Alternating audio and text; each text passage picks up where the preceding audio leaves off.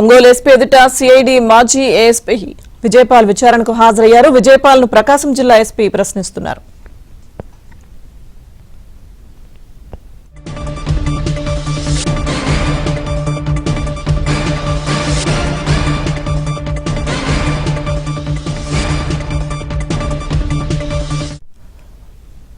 Ongole SP ఎదుట CID మాజీ ASP Vijaypal విచారణకు హాజరయ్యారు. విజయపాల్ ను ప్రకాశం జిల్లా ఎస్పీ ప్రశ్నిస్తున్నారు.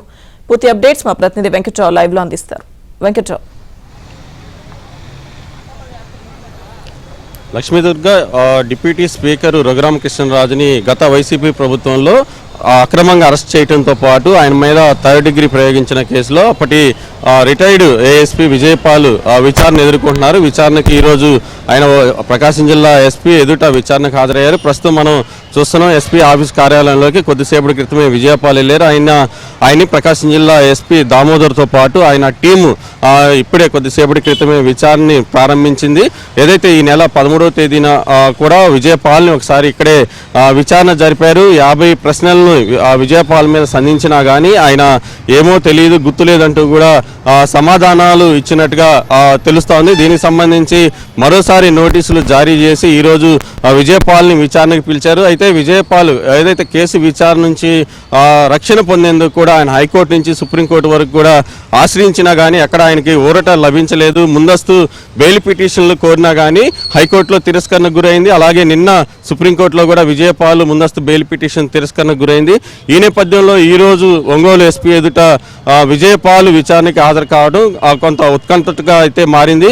విజయపాల్ని మొదటి నుంచి కూడా అరెస్ట్ చేయాలని చెప్పని పోలీసులు భావిస్తున్నా కానీ ఆయన కోర్టులను ఆశ్రయిస్తూ రక్షణ పొందుతూ వచ్చారు. ఈ నేపథ్యంలో నిన్న సుప్రీంకోర్టులో కూడా విజయపాల్కి ఊరట దక్కని పరిస్థితుల్లో ఈరోజు సాయంత్రం వరకు కూడా విజయపాల్ని మరోసారి ప్రకాశం జిల్లా ఎస్పీ విచారించబోతున్నారు. ఆయన విచారణలో సరైన సమాధానాలు చెప్పకపోతే ఈరోజు ఖచ్చితంగా అరెస్ట్ చేస్తారన్న సమాచారం అయితే పోలీసు వర్గాల నుంచి వినిపిస్తున్న పరిస్థితుంది. ఏదైతే 2021 మే 14న రఘురామకృష్ణరాజు పుట్టినరోజు నాడే ఆయన్ని అక్రమంగా హైదరాబాద్లో అరెస్ట్ చేశారు. గుంటూరులోని సిఐడి కార్యాలయానికి తీసుకొచ్చి చిత్రహింసలకు గురి చేశారు. దీని మీద ఏదైతే రఘురామకృష్ణరాజు తనకు న్యాయం జరపాలంటూ కూడా గుంటూరు నగరపాలెం పోలీస్ స్టేషన్లో ఫిర్యాదు చేశారు.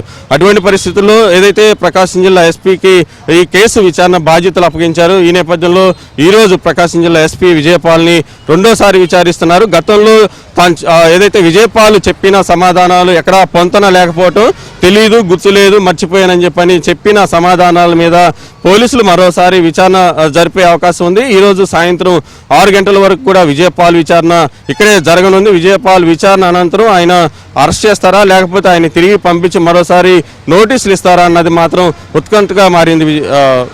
Vijayadurga. Right, thank you Venkatrao.